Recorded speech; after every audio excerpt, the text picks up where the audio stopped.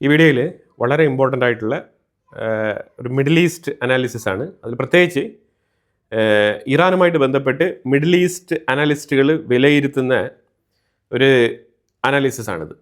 അതിൽ നിന്നുമാണ് ഞാനിത് ഡിറൈവ് ചെയ്ത് കൊണ്ടുവന്നിരിക്കുന്നത്. ഈ നെറേറ്റീവ് മുഴുവനായിട്ടും അങ്ങനെ തന്നെയായിരിക്കും. അപ്പോൾ ഇതിനകത്ത് പ്രധാനപ്പെട്ട കാര്യങ്ങൾ, പ്രത്യേകിച്ച് ഇറാനുമായിട്ട് ബന്ധപ്പെട്ട വിഷയത്തിൽ നെറേറ്റീവ് അങ്ങനെ ആയിരിക്കും. ഒരു 100% അല്ല, 1000 ടൈംസ് പെർഫെക്റ്റ് ആയിട്ട് ഈ അനാലിസ്റ്റുകൾ പറയുന്നത് മുജ്തബ ഖൊമേനി ജീവിച്ചിരിക്കാനുള്ള സാധ്യത വളരെ വളരെ വിരളമാണെന്നാണ് പറയുന്നത്. അതിൽ പ്രധാനപ്പെട്ട കാര്യങ്ങളായിട്ട് ചൂണ്ടിക്കാണിക്കപ്പെടുന്നത് ആയത്തുല്ല അലി ഖൊമേനിയുടെ 3 മക്കൾ, ആ 3 മക്കളും കൃത്യമായിട്ട് ഈ ഫ്യൂണറൽ സെറമണിയിൽ പങ്കെടുത്തിട്ടുണ്ട്. അവരുടെ ഫോട്ടോഗ്രാഫ്സ് ഞാനിവിടെ കാണിക്കുന്നുണ്ട്. അതായത് മുജ്തബ ഖൊമേനിക്കുള്ള അതേ ഭീഷണി തന്നെയാണ് ഈ 3 മക്കൾക്കും നിലനിൽക്കുന്നത്. പക്ഷെ ആ സാഹചര്യത്തിൽ ഈ 3 പേരും പങ്കെടുത്തിട്ടും മുജ്തബ ഖൊമേനി എന്തുകൊണ്ട് പങ്കെടുത്തില്ല? ഇത് വളരെ വലിയൊരു ചോദ്യമാണ്. ഇനി അഥവാ പുള്ളിക്കാരൻ വീൽ ചെയറിലാണ് യാത്ര ചെയ്യുന്ന ആ ഒരു സാഹചര്യത്തിലാണ് ഉള്ളതെങ്കിൽ ഒരു പക്ഷേ ഡിസേബിൾഡ് ആയിട്ടുണ്ടാവാം ഇസ്രായേലിൻ്റെ ആക്രമണത്തിൽ. അങ്ങനെയാണെങ്കിൽ കൂടി വീൽ ചെയറിൽ വന്ന് ഫ്യൂണറൽ സെറമണി പങ്കെടുക്കാമെന്നേ ഉണ്ടായിരുന്നുള്ളൂ, പക്ഷേ എത്തിയില്ല. അപ്പോൾ ഇവിടെ ഒരു കാര്യം വളരെ വ്യക്തമായിട്ട് മനസ്സിലാക്കാൻ പറ്റുന്നത്, ഈ IRGC റെജീം എന്ന് പറയുന്നത് ഒരു തീവ്രവാദ റെജീമാണ്. അവർ കംപ്ലീറ്റ് ഗുണ്ടകളാണ്. അതാണ് മെയിനായിട്ട് ഇതിനകത്ത് മനസ്സിലാക്കേണ്ടത്. അപ്പോൾ ഈ അനാലിസിസിൻ്റെ വിലയിരുത്തൽ എങ്ങനെയാണ്, ഏത് തരത്തിലുള്ള ഫ്രോഡ് പണി കാണിക്കാനും എങ്ങനെ വേണമെങ്കിലും ആ രാജ്യത്തിൻ്റെ ജനങ്ങളെ പറഞ്ഞ് പറ്റിക്കാനും അവരെ ഇവരുടെ ചൊൽപ്പടിക്ക് നിലനിർത്താനും, അതായത് ഒരു ഭീതി നിലനിൽക്കുന്നുണ്ട് ഇറാൻ്റെ ഉള്ളിൽ. പ്രത്യേകിച്ച് ആ ജനങ്ങളെ ഭീതിപ്പെടുത്തിക്കൊണ്ട്, ആ ജനങ്ങളെ ഭീഷണിപ്പെടുത്തിക്കൊണ്ട് ഇവർക്ക് ആ രാജ്യം മുന്നോട്ട് ഭരിക്കാനുള്ള കപ്പാസിറ്റി ഇവർക്ക് ഉണ്ട് എന്നുള്ളതാണ് മനസ്സിലാക്കാൻ പറ്റുന്നത്. അത് സിൻസ് 1979 തൊട്ട് തന്നെ അവർ ഈ ഒരു ആർജവം കൈവരിച്ചിട്ടുണ്ട് ഇറാൻ്റെ ഉള്ളിൽ. അപ്പോൾ ഇറാൻ്റെ കംപ്ലീറ്റ് ന്യൂയാൻസസ് അവർക്ക് അറിയാം. അപ്പോൾ അതുകൊണ്ട് അവർ ഇങ്ങനത്തെ ഗെയിം പ്ലേ നടത്താനും ഒരു മടിയും കാണിക്കാത്ത വ്യക്തികളാണെന്നാണ് പൊതുവിലുള്ള വിലയിരുത്തൽ. അപ്പോൾ അതുകൊണ്ട് ഇപ്പം ട്രംപ് ആണെന്നുണ്ടെങ്കിൽ ഇപ്പം നോക്കിക്കോളൂ, ഇന്നലെ ഒരു ട്വീറ്റ് പബ്ലിഷ് ചെയ്തിട്ടുണ്ട് ട്രംപ്. പറഞ്ഞിരിക്കുന്നത് ഇറാനിയൻ റെജീം ചർച്ച നടത്താൻ വേണ്ടിയിട്ട് ഞങ്ങളെ വിളിച്ച് സംസാരിച്ചിട്ടുണ്ട്, സോ ഞങ്ങളത് എഗ്രി ചെയ്തിട്ടുണ്ട്. പക്ഷേ പഴയ സീസ് ഫയർ നിലനിൽക്കില്ല. ഇപ്പം അറ്റാക്കിംഗ് മോഡ് ഓപ്പൺ ആണ്, ആക്രമണം ഏത് നേരത്തെ വേണമെങ്കിലും നടത്താം. അതായത് ഇറാൻ ഒരു ചെറിയ വയലേഷൻ കാണിച്ചാലും അതിനുള്ള മറുപടി അമേരിക്ക ആക്രമണത്തിലൂടെയായിരിക്കും നൽകുന്നത്. പിന്നെ ഇത് വളരെ വ്യക്തമായിട്ട് ട്രംപ് എഴുതി പോസ്റ്റ് ചെയ്തിട്ടുണ്ട്. ഇപ്പം ഖത്തറും പാകിസ്ഥാനും ഇടപെട്ടുകൊണ്ട് ഇറാനെ ഒന്ന് പ്രേരിപ്പിച്ച് അമേരിക്കയും ഇറാനെയും വീണ്ടും നെഗോസിയേഷൻ ടേബിളിലേക്ക് കൊണ്ടുവരാൻ വേണ്ടിയിട്ടുള്ള ശ്രമം തുടരുകയാണ്.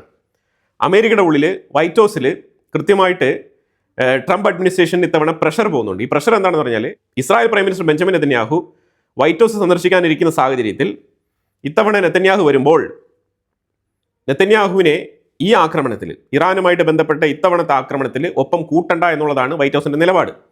അതിന് നിരന്തരം വൈറ്റ് ഹൗസിൽ നല്ല രീതിയിലുള്ള പ്രഷർ അപ്ലൈ ചെയ്യപ്പെടുന്നുണ്ട്. ശരിക്കും ട്രംപ് അതിനെ ഒബേ ചെയ്യാനുള്ള സാധ്യത വളരെ കൂടുതലാണ്. കാരണം ഇസ്രായേൽ വളരെ അഗ്രസീവാണ്. അവസരം കിട്ടിക്കഴിഞ്ഞാൽ അവർ ഇറാൻ്റെ മേളിൽ താറുമാറായിട്ടുള്ള ആക്രമണങ്ങൾ നടത്തും. പിന്നീട് ആ ഡാമേജ് ഒന്ന് സെറ്റ് ചെയ്ത് ഒരു നെഗോസിയേഷനിലേക്ക് എത്തിക്കാൻ വേണ്ടിയിട്ട് അമേരിക്കയ്ക്ക് വളരെയധികം പണിയെടുക്കേണ്ടി വരും. സോ നമ്മൾ അഗ്രസീവായിട്ട് രണ്ട് അറ്റാക്ക് നടത്തുക, എന്നിട്ട് അവരെ ചർച്ചയിലേക്ക് വിളിക്കുക. വരുന്നില്ല എന്നുണ്ടെങ്കിൽ വീണ്ടും ആക്രമണം നടത്തുക, ചർച്ചയിലേക്ക് വിളിക്കുക. ഇത്തരത്തിലുള്ള സ്റ്റെപ്പ് ബൈ സ്റ്റെപ്പ് ആയിട്ടുള്ള ഒരു പ്രോസസ്സ് അമേരിക്ക ചെയ്യുന്നത് പോലെ ഇസ്രായേൽ ചെയ്യില്ല. ഇസ്രായേൽ ഒരു അവസരം കിട്ടിക്കഴിഞ്ഞാൽ അഗ്രസീവായിട്ട് അറ്റാക്ക് നടത്തും. സോ അതുകൊണ്ട് ഇസ്രായേലിനെ ഇതിൽ ഉൾപ്പെടുത്തേണ്ട എന്നുള്ളതാണ് പരമാവധി വൈറ്റ് ഹൗസ് മെമ്പേഴ്സിൻ്റെ അഭിപ്രായം.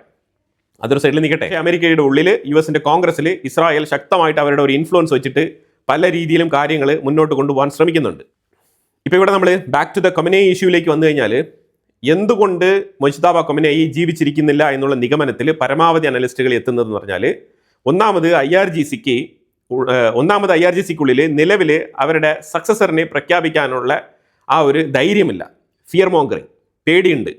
ആരാണോ സക്സസർ ആവുന്നത് ആ സക്സസറിനെ ഇസ്രായേൽ എലിമിനേറ്റ് ചെയ്യാനുള്ള സാധ്യതയുണ്ട്. അപ്പോൾ ജീവന ഭീഷണി. അപ്പോൾ അതുകൊണ്ട് IRGCയിലുള്ള ഒരുത്തന് പോലും നട്ടൽ ഉയർത്തിക്കൊണ്ട് വന്ന് നിന്നിട്ട് ഞാനാണ് അടുത്ത ആയത്തുള്ള അല്ലെങ്കിൽ അടുത്ത ലീഡർ അല്ലെങ്കിൽ അടുത്ത സുപ്രീം ലീഡർ എന്ന് ഓപ്പണായിട്ട് പ്രഖ്യാപിക്കാനുള്ള ആ ഒരു നട്ടലില്ല. That is number 1 point. രണ്ടാമത്, ഈ ഇസ്രായേലിൻ്റെ ആക്രമണത്തിൽ കൊല്ലപ്പെട്ട അഥവാ കോമ സ്റ്റേജിലേക്ക് പോയ മുജ്തബ ഖൊമേനി, അല്ലെങ്കിൽ വെന്റിലേറ്ററിൽ വെച്ച് കൃത്യമായിട്ട് നാടകം നടത്തിക്കൊണ്ടിരിക്കുന്ന IRGC റെജീം. എന്തുകൊണ്ടാണെന്ന് പറഞ്ഞാൽ, ഒരു പ്രതിനിധി വേണം. പക്ഷേ ആ പ്രതിനിധി ഒരു സുപ്രീം ലീഡറായിട്ട് ആവാനുള്ള കപ്പാസിറ്റി ഉള്ള വ്യക്തിയായിരിക്കണം. സുപ്രീം ലീഡർ ആവാൻ കപ്പാസിറ്റി ഉള്ള വ്യക്തിയാണെന്നുണ്ടെങ്കിൽ അയാൾ മരണപ്പെട്ടാലും അയാളുടെ പേര് പ്രഖ്യാപിച്ചുകൊണ്ട് ആ ഒരു ഗ്യാപ്പ് നികത്തിക്കൊണ്ട് തൽക്കാലം അതിന് കീഴിലുള്ള ആൾക്കാർക്ക് സേഫായിട്ട് നിന്ന് ഈ റെജീമിനെ മുന്നോട്ട് നയിക്കാം. അപ്പോൾ കൃത്യമായിട്ട് ആരെ ടാർഗറ്റ് ചെയ്യണം എന്നുള്ള രീതിയിൽ ഒരു വ്യക്തത കൊടുക്കാത്ത തരത്തിൽ, മീൻസ് ഇസ്രായേലിനോ അമേരിക്കയ്ക്കോ ഒരു വ്യക്തത കൊടുക്കാത്ത തരത്തിൽ ഈ റെജീം മുന്നോട്ട് ചലിപ്പിക്കാനുള്ള ഒരു ഗ്യാപ്പായിട്ടാണ് ഇതിനെ അവർ കണക്കാക്കുന്നത്. അപ്പോൾ അതായത് അവർക്ക് actually right now they are not in a position to announce their successor. അതാണ് മെയിനായിട്ട് മനസ്സിലാക്കേണ്ടത്. അവരുടെ നെക്സ്റ്റ് സുപ്രീം ലീഡറിനെ പ്രഖ്യാപിക്കാനുള്ള ആ പൊസിഷനിലല്ല IRGC ഇപ്പം നിലവിലുള്ളത്. അവരുടെ സിറ്റുവേഷൻ അതാണ്. 100% മുജ്തബ ഖൊമേനിയുടെ മൃതദേഹം അഥവാ കോമ സ്റ്റേജിലിരിക്കുന്ന ഇമ്മൊബിലൈസ്ഡ് പേഴ്സൺ, അതിനെ വെച്ചുകൊണ്ട് ഇവർ നടത്തുന്ന നാടകമായിട്ടാണ് പൊതുവിൽ ആൾക്കാർ വിലയിരുത്തുന്നത്. ജീവനോടെ ഉണ്ടായിരുന്നെങ്കിൽ മുജ്തബ ഖൊമേനി തീർച്ചയായിട്ടും ഫാദറിൻ്റെ ബരിയൽ സെറമണിയിൽ പങ്കെടുക്കുമായിരുന്നു. ഇപ്പം എന്തായാലും ആയത്തുൽ അലി ഖൊമേനിയുടെ മഷാദിലുള്ള റെസ മോസ്കിലാണ് ആയത്തുൽ അലി ഖൊമേനിയുടെ ആ ഒരു ബരിയൽ സെറമണിക്ക് വേണ്ടിയിട്ടുള്ള സ്ഥലം സെലക്ട് ചെയ്തത്. ആ റൂം പ്രിപ്പറേഷനും കാര്യങ്ങളൊക്കെ വർക്ക് ചെയ്ത സമയത്ത് എടുത്തിരുന്ന ഫുട്ടേജസ് ഒക്കെ ഇപ്പോൾ പുറത്തു വന്നിട്ടുണ്ട്. അതേപോലെ അതിൻ്റെ ഫൈനൽ സ്റ്റേജിൽ ഇപ്പോൾ എങ്ങനെയാണ് അത്, how it's looks like right now എന്നുള്ള ഒരു അപ്പിയറൻസിൻ്റെ ഫോട്ടോ ഞാനിവിടെ ഷെയർ ചെയ്യുന്നുണ്ട്. ആയത്തുൽ ഖൊമേനി മാത്രമല്ല, അവരുടെ ഫാമിലി മെമ്പേഴ്സിൻ്റെ ബരിയലും അവിടെ തന്നെയാണ് നടത്തിയിരിക്കുന്നത്. അപ്പോൾ അതായത് ആയത്തുൽ അലി ഖൊമേനി അത് കഴിഞ്ഞിട്ട് അവരുടെ ഫാമിലി മെമ്പേഴ്സും 1 by 1 ആയിട്ട് അവിടെ ആ 3 പേരുടെയും ഫലകങ്ങൾ പേരെഴുതി വെച്ചിരിക്കുന്ന ഫലകങ്ങൾ നിങ്ങൾക്ക് കാണാൻ കഴിയും. അത്തരത്തിലുള്ള ഫോട്ടോയാണ് പബ്ലിഷ് ചെയ്തിരിക്കുന്നത്. ആയത്തുൽ അലി ഖൊമേനി അവരുടെ ഇതിനു മുമ്പുള്ള ഇമാംമാരുമായിട്ട് ലയിച്ച് ചേർന്നതായിട്ടും ഇതിനു മുമ്പുള്ള ഇമാം ആയത്തുൽ അലി ഖൊമേനിയെ ക്ഷണിക്കുന്ന രീതിയിലുള്ള ഒരു ഫോട്ടോയും അവർ പബ്ലിഷ് ചെയ്തിട്ടുണ്ട്. ആയത്തുൽ അലി ഖൊമേനിയുടെ കാര്യം കഴിഞ്ഞിരിക്കുന്നു. ഇനി അമേരിക്ക നടത്തിയ ആക്രമണങ്ങളെക്കുറിച്ച് പറയുകയാണെന്നുണ്ടെങ്കിൽ, റെയിൽവേ ബ്രിഡ്ജൊക്കെ അവർ ശരിയാക്കി. ഏറ്റവും ഇമ്പാക്റ്റ് ഉണ്ടാക്കിയിരിക്കുന്നത് ചാബഹാർ പോർട്ടിലാണ്. അതുപോലെ ബന്ദർ അബ്ബാസ് പോർട്ടിലും അവർക്ക് നല്ല രീതിയിലുള്ള ഡാമേജ് സംഭവിച്ചിട്ടുണ്ട്. പക്ഷേ ചാബഹാർ പോർട്ടിലുണ്ടായിരുന്ന വാച്ച് ടവർ അത് ഏതാണ്ട് പൂർണ്ണമായിട്ടും നശിച്ച അവസ്ഥയിലാണ്. അത് റിപ്പയർ ചെയ്യാൻ പറ്റുമോ ഇല്ലാന്നുണ്ടെങ്കിൽ അത് റീബിൽഡ് ചെയ്യേണ്ടി വരുമോ എന്നുള്ളത് ഇതുവരെ വ്യക്തമല്ല. അതിൻ്റെ ഡിസ്ട്രക്ഷൻസിൻ്റെ ഫുട്ടേജ് ഞാൻ ഇതിന് മുമ്പുള്ള വീഡിയോയിൽ ആഡ് ചെയ്തിട്ടുണ്ട്. വേണമെങ്കിൽ ഒന്നുകൂടെ സൈഡിൽ പ്ലേ ചെയ്യാം. അത് കാണുമ്പോൾ നമുക്ക് വളരെ വ്യക്തമായിട്ട് മനസ്സിലാക്കാൻ പറ്റും ചാബഹാർ പോർട്ടിലുണ്ടായിരിക്കുന്ന ആക്രമണത്തിൻ്റെ വ്യാപ്തി. അത് വളരെ വലുതാണ്. ഇനി ഇറാൻ ഒരു ഗോൾഡൻ ചാൻസ് ഉണ്ട്. അതെന്താണെന്ന് പറഞ്ഞാൽ, ഇപ്പോൾ അമേരിക്ക ആക്രമണം നിർത്തിവെച്ചിരിക്കുന്ന ഒരു പശ്ചാത്തലത്തിൽ USS അബ്രഹാം ലിങ്കൻ, അതേപോലെ USS ജോർജ് W. ബുഷ്, ഈ 2 കപ്പലുകളും, ഈ 2 യുദ്ധക്കപ്പലുകളും ഇറാനിൽ നിന്നും 150 to 220 കിലോമീറ്റർ ദൂരപരിധിയിലാണ് ഈ 2 കപ്പലുകളും സ്ഥിതി ചെയ്യുന്നത്. ഇറാൻ വേണമെങ്കിൽ ഒരു മിസൈൽ അയച്ച് പരീക്ഷണം നടത്താം. അവർക്ക് അത്രയ്ക്ക് കെൽപ്പുണ്ടെങ്കിൽ ഈ മിഡിൽ ഈസ്റ്റ് രാജ്യങ്ങളായിട്ടുള്ള പാവപ്പെട്ട കുവൈറ്റ്, ബഹ്റൈൻ, ജോർദാനെയൊക്കെ ടാർഗറ്റ് ചെയ്യുന്നതിന് പകരം ഈ യുദ്ധക്കപ്പലുകൾക്ക് നേരെ ഒന്ന് ടാർഗറ്റ് ചെയ്ത് നോക്കൂ. അതാണല്ലോ കുറച്ചുകൂടെ ബ്രേവ് ഡയലോഗ്. കാരണം ഈ കഴിഞ്ഞ ഒരു 5 ദിവസവും ആയത്തുൽ അലി ഖൊമേനിയുടെ ഫ്യൂണറൽ സെറമണിയുമായിട്ട് ബന്ധപ്പെട്ട് full time death to America, death to Israel, ഇത് മാത്രമാണ് മുഴങ്ങി കേട്ടിരുന്ന മുദ്രാവാക്യങ്ങൾ. സോ അത്തരത്തിൽ ഇത്രയും കലിപൂണ്ട് നിൽക്കുന്ന ഒരു ജനത, എന്നാൽ പിന്നെ തൊട്ടടുത്തല്ലേ യുദ്ധക്കപ്പൽ കിടക്കുന്നത്, പോയങ്ങ് തകർത്തൂടെ, പറ്റുന്നില്ലേ? അതാണ് ഇതിനകത്ത് മെയിനായിട്ട് നമ്മൾ നോക്കേണ്ടത്. അപ്പോൾ അവർക്കും ഒരു സ്ട്രാറ്റജി ഉണ്ട്. ആർക്ക്? ഇറാനും ഒരു സ്ട്രാറ്റജി ഉണ്ട്. ആ സ്ട്രാറ്റജി വെച്ചിട്ടാണ് അവർ കളിക്കുന്നത്. അതുപോലെ ഇറാൻ്റെ ഉള്ളിൽ 2 ചേരികളായിട്ട് തിരിഞ്ഞിട്ടുണ്ടെന്ന് ഞാൻ ആവർത്തിച്ച് പറയുന്നുണ്ട്. ഇതിൽ ഇപ്പോൾ വീണ്ടും പാകിസ്ഥാനുമായിട്ടും ഖത്തറുമായിട്ടും ചർച്ച നടത്തുന്നത് ഇറാൻ്റെ പ്രസിഡൻ്റായിട്ടുള്ള മസൂദ് പെസസ്ക്യാൻ, അബ്ബാസ് അരക്ചി ടീമുകളാണ്. പക്ഷേ അതേസമയം IRGC കടുത്ത നിലപാടാണ് സ്വീകരിച്ചിരിക്കുന്നത്. അവരിപ്പം ഇറാനിയൻ പ്രസിഡന്റ് മസൂദ് പെസസ്ക്യാനെതിരെ, അതായത് മസൂദ് പെസസ്ക്യാൻ മത്സരിച്ചിരുന്ന സമയത്ത് IRGCയുടെ സൈഡിൽ നിന്നും ഒരു വ്യക്തി മസൂദ് പെസസ്ക്യാനെ എതിർത്ത് മത്സരിച്ചിട്ടുണ്ടായിരുന്നു. ആ വ്യക്തിയെ ഇപ്പം ഉയർത്തി കാണിക്കുകയാണ് IRGC.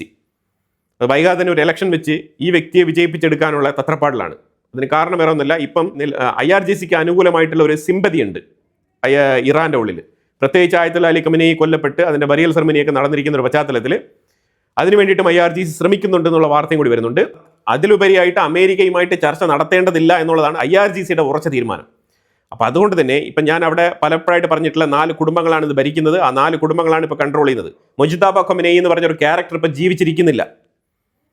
അങ്ങനെ തന്നെയാണ് പല അനലിസ്റ്റുകളും വിലയിരുത്തുന്നത്. ഇത് എൻ്റെ അനുമാനമല്ല, എൻ്റെ സ്പെക്കുലേഷൻ അല്ല. മിഡിൽ ഈസ്റ്റ് അനാലിസ്റ്റുകളുടെ സൈഡിൽ നിന്ന് വരുന്ന പരമാവധി വിശ്വസിക്കത്തക്ക സോഴ്സിൽ നിന്നും കിട്ടുന്ന വാർത്തകളാണ്. അതായത് ഒരു പഴുത്ത പഴമായിട്ടിരുന്ന ആയത്തുൽ അലി ഖൊമേനി എന്ന് പറഞ്ഞ അവരുടെ സുപ്രീം ലീഡർ കൊല്ലപ്പെട്ടു. അടുത്തൊരു സുപ്രീം ലീഡറായിട്ട് ഇവർ സെലക്ട് ചെയ്ത് വെച്ചിരിക്കുന്ന വ്യക്തിയെ ഇതുവരെ 180 ദിവസങ്ങളായിട്ട് കാണാനില്ല. മരുന്നിന് മുഖം കാണിച്ചിട്ടില്ല, ഒരു ടെലിവിഷനിൽ മുഖം കാണിച്ചിട്ടില്ല. എവിടെയെങ്കിലും വെച്ചിട്ട് ഒരു വീഡിയോ റെക്കോർഡ് ചെയ്തിട്ട് അത് ടെലിവിഷന് ട്രാൻസ്ഫർ ചെയ്ത് കൊടുക്കാമല്ലോ. ബിൻ ലാഡൻ വരെ വീഡിയോ പബ്ലിഷ് ചെയ്തിട്ടുണ്ട്. എന്നിട്ടാണ് മുജ്തബ ഖൊമേനി. ഇത്രത്തോളം പേടിയോ? ഒരു സാധ്യതയില്ല. ജീവിച്ചിരിക്കുന്നില്ല എന്ന് തന്നെയാണ് പരമാവധി അനലിസ്റ്റുകളുടെ വിലയിരുത്തൽ. ഈ മേൽപ്പറഞ്ഞ സ്പെക്കുലേഷൻസ്, അനാലിസിസ്, ഈ റിപ്പോർട്ടുകളൊക്കെ നിലനിൽക്കുന്ന പശ്ചാത്തലത്തിൽ ഇതൊക്കെ ഇങ്ങനെ തന്നെയാണ് റിയലിസ്റ്റിക് ആയിട്ട് അനാലിസിസുകളായിട്ട് പുറത്തു വന്നുകൊണ്ടിരിക്കുന്നത്. ആ സാഹചര്യത്തിൽ എല്ലാവരെയും ഞെട്ടിപ്പിക്കുന്ന തരത്തിൽ ഇറാൻ്റെ ഉള്ളിൽ നിന്നും ഒരു വാർത്ത പുറത്തു വരുന്നുണ്ട്. ആ വാർത്ത പുറത്തു വന്നതുകൊണ്ടാണ് ഈ വിഷയത്തിന് ഇത്രമാത്രം പ്രാധാന്യം കൊടുത്ത് നിങ്ങളുടെ മുന്നിൽ എത്തിക്കുന്നത്. അപ്പോൾ ഈ വിഷയത്തിൽ ഇപ്പോൾ എന്താണ് സംഭവിച്ചിരിക്കുന്നത് പറഞ്ഞാൽ, ഇറാൻ്റെ തസ്നീം ന്യൂസ് എന്ന് പറഞ്ഞിട്ടുള്ള ഒരു മാധ്യമമുണ്ട്. ആ മാധ്യമം റിപ്പോർട്ട് ചെയ്തിരിക്കുന്നത്, അതായത് ശനിയാഴ്ച സാറ്റർഡേ വൈകുന്നേരം ഈ ആയത്തുൽ അലി ഖമനേയിക്ക് വേണ്ടിയിട്ട് ഒരു കണ്ടോളൻസ് പ്രെയർ നടത്താൻ തീരുമാനിച്ചിട്ടുണ്ട് ഇറാൻ. അത് ശരിക്കും ഒരു 6:45, 6:30, അതായത് ശനിയാഴ്ച മഗരിബ് പ്രെയർ, അതായത് വൈകുന്നേരത്തെ പ്രെയർ കഴിഞ്ഞ ഉടനെ തന്നെ മുജ്തബ ഖമനേയി പബ്ലിക്കലി അപ്പിയറൻസ് കൊടുക്കും. പ്രത്യേകിച്ച് ഈ condolence prayer Mojtaba Khamenei lead ചെയ്യും എന്നുള്ള ഒരു അറിയിപ്പാണ് തസ്നീം ന്യൂസ് പുറത്തുവിട്ടിരിക്കുന്നത്. ഇത് ശരിക്കും പറഞ്ഞാൽ ആഗോള തരത്തിൽ തന്നെ ഒരു അറ്റൻഷൻ സീക്കിംഗ് പിടിച്ചു പറ്റിയിട്ടുണ്ട്. ഇറാൻ്റെ ഉള്ളിലായിക്കോട്ടെ, അതുപോലെ തന്നെ ഇറാൻ്റെ പുറത്തായിക്കോട്ടെ, പ്രത്യേകിച്ച് ഇസ്രായേൽ, അമേരിക്ക, ഈ രാജ്യങ്ങളെല്ലാം തന്നെ വളരെ കരുതലോടുകൂടി സെക്യൂരിറ്റി മെഷേഴ്സ് എടുത്ത് ഇതിനെ വാച്ച് ചെയ്തുകൊണ്ടിരിക്കുകയാണ്. അപ്പോൾ ഇതിനകത്ത് ഇറാൻ്റെ IRGCയുടെ ആ ഒരു ടാക്ടിക്സ് അത് കൃത്യമായിട്ട് പുറത്ത് കൊണ്ടുവരാൻ പറ്റുന്ന, അല്ലെങ്കിൽ അവരുടെ എഫക്റ്റീവ് ആയിട്ടുള്ള ഓപ്പറേഷൻസ് മെത്തേഡ് പുറത്ത് കൊണ്ടുവരാൻ പറ്റുന്ന രീതിയിലുള്ള ഒരു പ്രവൃത്തിയാണ് IRGC ഇവിടെ ചെയ്യാൻ പോകുന്നത്. അത് മുജ്തബ ഖമനേയി പബ്ലിക്കലി അപ്പിയറൻസ് കൊടുത്താൽ മാത്രമാണ് അത് സംഭവിക്കുക. തസ്നീം ന്യൂസ് പറഞ്ഞതുപോലെ 6:30 അപ്പിയറൻസ് കൊടുക്കുമോ ഇല്ലയോ എന്നുള്ളതാണ് ഇന്നത്തെ പ്രധാനപ്പെട്ട ഫോക്കസ് പോയിന്റ്. ഇസ്രായേൽ ആണെന്നുണ്ടെങ്കിൽ സൗത്ത് ലബനാന്റെ ഉള്ളിൽ ആയുധ ശേഖരങ്ങൾ കണ്ടെത്തിയിട്ടുണ്ടായിരുന്നു.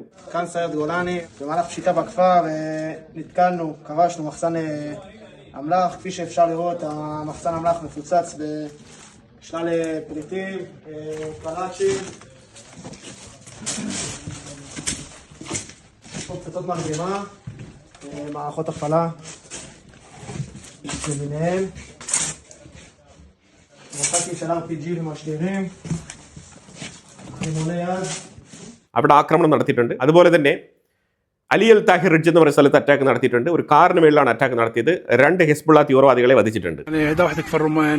هذه السيارة المستهدفة أول صاروخ إجا بمقدمة السيارة ولكن نجا صاحب السيارة نزل ومشي. الصاروخ الثاني يعني للأسف الصاروخ الثاني إجا هون لحقوا لهون الصاروخ الثاني ورجع هو يعني مشي ولكن بنلاحظ آثار الدماء. يعني إن شاء الله يا رب بيكون وضعه سليم وإن شاء الله بيقوم بالسلامة. فإذا يعني أول صاروخ صابوا السيارة هونيك بس ولكن ما صابوه. نزل ركض هو إجا الصاروخ الثاني هون وهيدي آثار الدماء. അതുപോലെ ഗാസയ്ക്കുള്ളിൽ സദൻ ഗാസ ഏരിയയിൽ അറ്റാക്ക് നടത്തിയിട്ടുണ്ട്.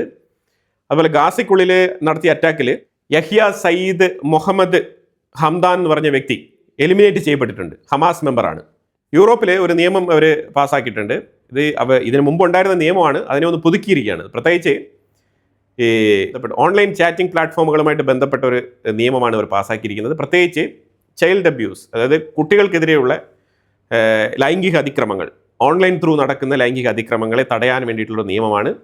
ഇത് കൃത്യമായിട്ട് ഈ ചാറ്റ് ബോക്സുകൾ മോണിറ്റർ ചെയ്യാനുള്ള ഒരു നിയമമാണ്. വളരെ അനിവാര്യമാണ്. അണ്ടർ ഏജിലുള്ള കുട്ടികൾക്ക് വളരെ വളരെ അത്യാവശ്യമാണ് ഇത്തരത്തിലുള്ള നിയമം. US central command unit CENTCOM അവർ പറഞ്ഞിരിക്കുന്നത് മെയ് മാസം മുതൽ സ്ട്രേറ്റ് ഓഫ് ഹോർമോസ് അമേരിക്കയുടെ കൺട്രോളിലാണ്, അത് ഇറാൻ്റെ കൺട്രോളിലല്ല എന്നാണ് അവർ പറഞ്ഞിരിക്കുന്നത്. പക്ഷെ ഇത് ആര് വിശ്വസിക്കും? ഒരു കാര്യം മനസ്സിലാക്കണം, നമ്മൾ പലതവണ വാർത്തയിൽ പറഞ്ഞിട്ടുണ്ട് ഇറാൻ തുടരെ കപ്പലുകളെ അറ്റാക്ക് നടത്തുന്നതും, ഇറാൻ ശാഠ്യം പിടിച്ചുകൊണ്ട് കപ്പലുകൾ ഇറാൻ്റെ തീരത്ത് കൂടി കടന്നു പോകണമെന്നുള്ള നിർബന്ധം പിടിക്കുന്നതൊക്കെ നമ്മൾ കണ്ടതാണ്. അമേരിക്ക നോക്കി നിൽക്കുകയാണ് ചെയ്തത്. അമേരിക്ക ഇറാനിലേക്കുള്ള ചരക്ക് നീക്കത്തെയും ഇറാനിൽ നിന്നും പുറത്തു പോകുന്ന ചരക്ക് നീക്കത്തെയുമാണ് നിയന്ത്രിച്ചിരുന്നത്, അല്ലാതെ സ്ട്രേറ്റ് ഓഫ് ഹോർമോസ് അമേരിക്ക നിയന്ത്രിച്ചിട്ടില്ല. പിന്നെ ഇന്ന് സെൻകോമിന് ഇങ്ങനത്തെ സ്റ്റേറ്റ്മെൻറ്റുകളൊക്കെ പറയാം. ഇന്ന് അവരെ ഡോമിനേറ്റ് ചെയ്ത് 2-3 ആക്രമണങ്ങൾ നടത്തിയിട്ട് നിൽക്കുന്ന പശ്ചാത്തലമാണ്. അപ്പോൾ അതുകൊണ്ട് ഇന്ന് ഡയലോഗ് പറയുന്നതിൽ വലിയ കാര്യമില്ല. സ്ട്രേറ്റ് ഓഫ് ഹോർമോസിൽ എന്തായിരുന്നു അവസ്ഥ എന്നുള്ളത് നമുക്ക് വളരെ വ്യക്തമായിട്ട് അറിയാം. കപ്പലുകൾ എത്ര നാൾ അവിടെ ട്രാൻസ്പോർട്ടേഷൻ തടസ്സപ്പെട്ട് അവിടെ കിടന്നു. എണ്ണയ്ക്ക് ഷോർട്ടേജ് ഉണ്ടായിട്ടുണ്ട്, ലോകത്ത് പല രാജ്യങ്ങൾക്കും ഷോർട്ടേജ് ഉണ്ടായിട്ടുണ്ട്. അതേപോലെ ഗ്യാസിനും ലോകത്ത് പല രാജ്യങ്ങൾക്കും ഷോർട്ടേജ് ഉണ്ടായിട്ടുണ്ട്. അപ്പോൾ ഇവിടെ ആ ഒരു സാഹചര്യത്തിൽ വന്നിട്ട് അമേരിക്ക ഇത്തരത്തിലുള്ള ബ്ലണ്ട് സ്റ്റേറ്റ്മെൻറ്റുകളൊക്കെ കൊടുത്തു കഴിഞ്ഞാൽ നമുക്കതങ്ങനെ തൊടാതെ വിഴുങ്ങാൻ കഴിയില്ല എന്നുള്ളതാണ് യാഥാർത്ഥ്യം. അപ്പോൾ എന്തായാലും വളരെ നിർണായകമായിട്ടുള്ള വിഷയങ്ങളാണ് നമ്മൾ വീഡിയോയിൽ പങ്കുവച്ചത്. തീർച്ചയായിട്ടും നിരവധി വീഡിയോകൾ ചൈനയുടെ ഒരു ഗ്രേറ്റ് അച്ചീവ്മെൻറ്റ് സ്പേസ് സെക്ടറിൽ ചൈന ഒരു നിർണായക മൈൽ സ്റ്റോൺ അച്ചീവ്മെൻറ്റ് നടത്തിയിട്ടുണ്ട്. അതൊക്കെ തന്നെ നമ്മൾ ഇൻസൈറ്റ്സ് ഗ്ലോബൽ മലയാളത്തിൽ ഡീറ്റെയിൽ ആയിട്ടുള്ള വീഡിയോ അപ്ലോഡ് ചെയ്യുന്നുണ്ട്. അപ്പോൾ എന്തായാലും ഈ വീഡിയോയിൽ പറഞ്ഞ വിഷയങ്ങളുമായിട്ട് ബന്ധപ്പെട്ട നിങ്ങളുടെ അഭിപ്രായങ്ങൾ കമന്റ് ബോക്സിൽ രേഖപ്പെടുത്തുക. കൂടുതൽ വാർത്തകളുമായിട്ട് അടുത്ത വീഡിയോയിൽ വരാം. Thank you so much.